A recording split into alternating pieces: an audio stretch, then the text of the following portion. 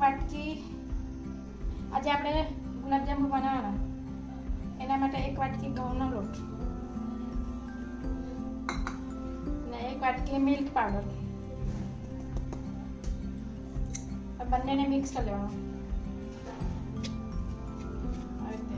ઘઉંનો લોટ તો બધાને ઘરમાં હોય જ, આપણે બહારથી મિલ્ક પાવડર લાવવું પડે. મિલ્ક પાવડર ને આ ચૂટકી જેટલું બ્લેક સોડા,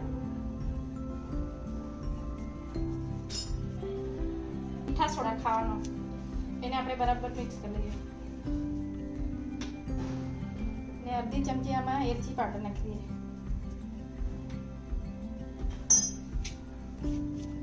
હવે રક્ષાબંધન આવતું છે એટલે આપણે બધાને ઘરે તો મીઠાઈ તો લેવા જોઈએ.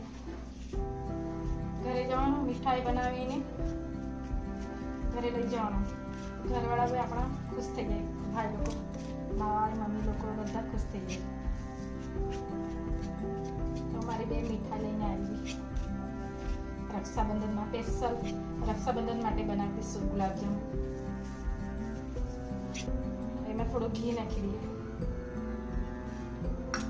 3 ચમચી.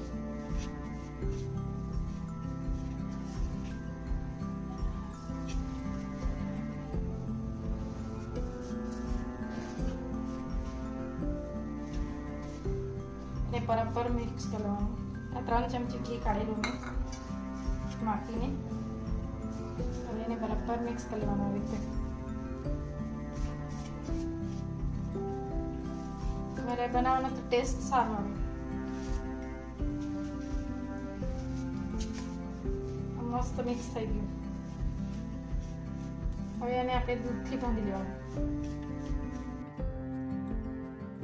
થોડું થોડું દૂધ નાખીને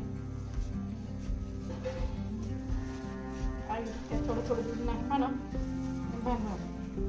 એને બરાબર મસળવા પડે.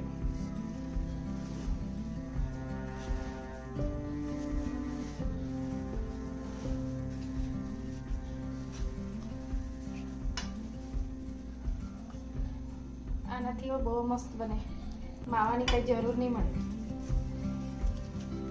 ઘઉંનો લોટ તો બધાને ઘરમાં હોય છે, ખાલી મિલ્ક પાવડર લાવવા પડે. મિલ્ક પાવડર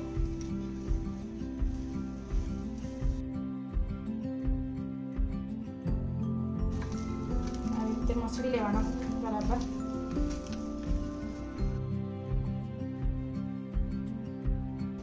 થોડું ઢીલું ઢીલું મસળવાનું,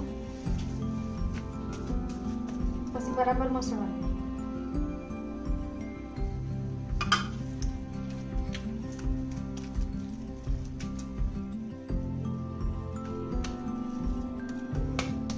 એને આપણે 5 મિનિટ રેસ્ટ લેવા સારું ઢાંકી દઈએ. 5 મિનિટ પછી આપણે બનાવશું. 5 મિનિટ થઈ ગયા. હવે આપણે મસળવાનો લોટને. આટલું દૂધ તો બચી ગયું. 1 કપ લીધેલું તો આટલું બચી ગયું.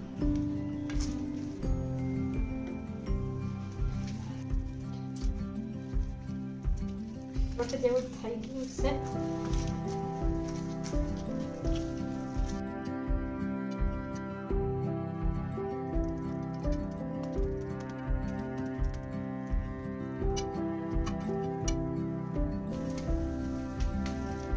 લોટ મસળાઈ ગયું. નાના નાના ટુકડા લઈએ.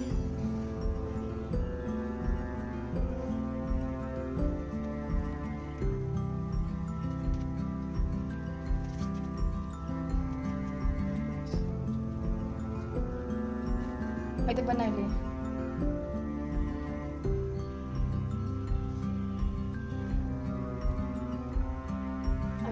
આવી રીતે બનાવીને પછી બતાવો તમને બધા બનાવીને. આ ગુલાબજાંબુ વણાઈ ગયા એટલે ગોળ થઈ ગયા આપણા.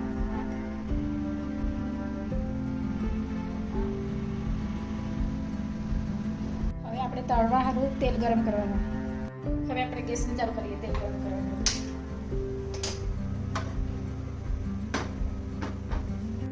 હવે આપણે તળવાનું.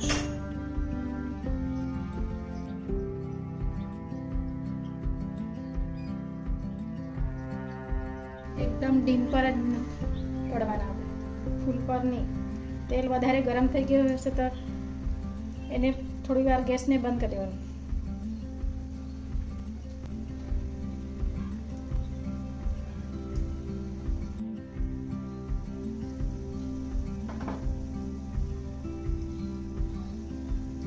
હલાવ્યા જ કરવાનું.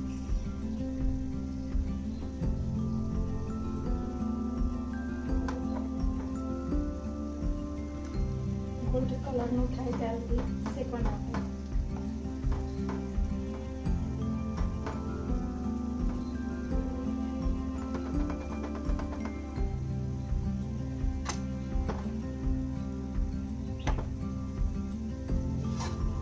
હવે આપણે શેકાઈ જ જવાના છે, થોડી વાર બાકી છે.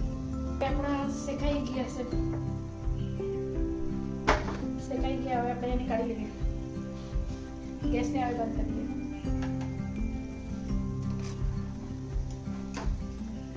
આવા કલરના થઈ ગયા.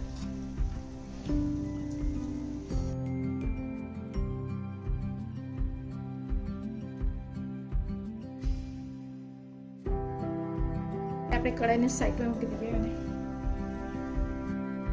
આટલા બન્યા આપણા, આટલાને 1 કિલો થઈ જાય. હવે આપણે ચાસણી બનાવવાના. આપણે ચાસણી બનાવવાના એના માટે ગેસ ચાલુ કરી દઈએ.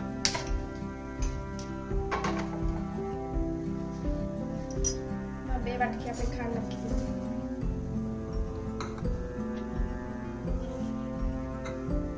1 વાટકી ભરીને આપણે 3 વાટકી પાણી નાખવાના.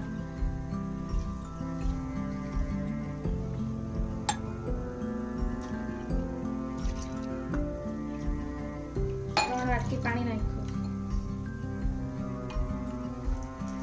2-3 એલચીયા સોળીને નાખી.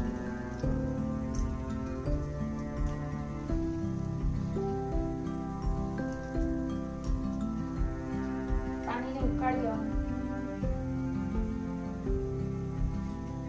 આ 2-3 4-5 કેસરના ધાગા નાખી દીધા. એને બરાબર આપણે ઉકાળી લઈએ.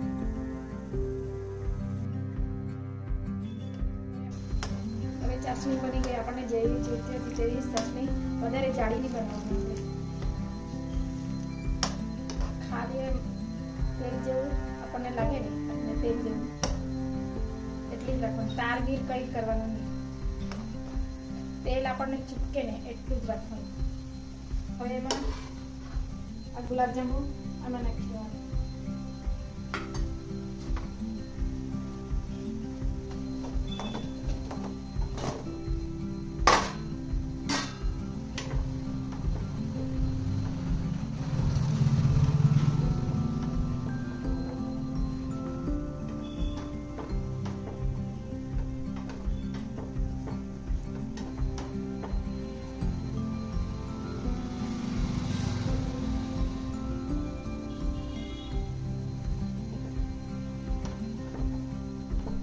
બીજા ગુલાબજાંબુ માવાના બનાવે તો આપણે સાઈડે આપણે ચાસણી બનાવી દઈએ. કે આ ઘઉંના અને મિલ્ક પાવડરનો છે, એટલે એને જરાક ચાસણી આમાં ભરવાનું વાર લાગશે. એટલે ગરમ ચાસણીમાં બરાબર એને 2 મિનિટ જેટલું કાઢવાનું.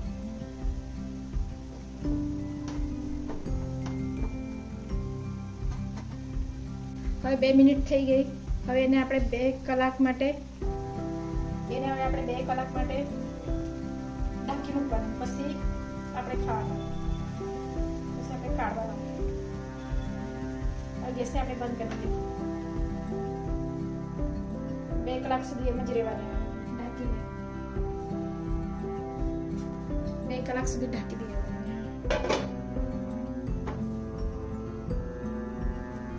પછી બતાવો. હવે આપણે ખોલીને જોઈએ. 2 કલાક થઈ ગયા. મસ્ત ચાસણી પીને એકદમ ચાસણી પીને રહેલા છે. એકદમ મોટા મોટા થઈ ગયા છે. હવે આપણે આ વાસણમાં કાઢી લઈએ.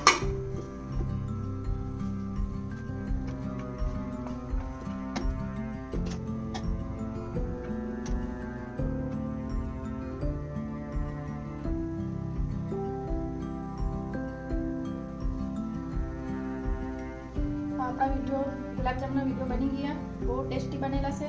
તમે હું બનાવી ખાઈજો રક્ષાબંધન પર, ને ભાઈ લોકો સારું લઈ જજો ઘરે બનાવીને, બહુ ટેસ્ટી બનતા છે.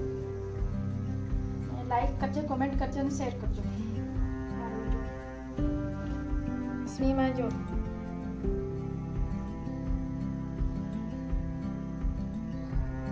હવે મેં ડબ્બામાં ભરી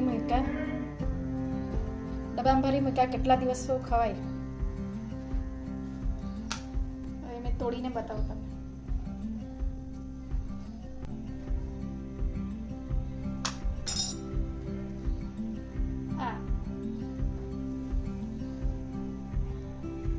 તોડી બતાવી, એકદમ જ્યુસી બનેલો છે,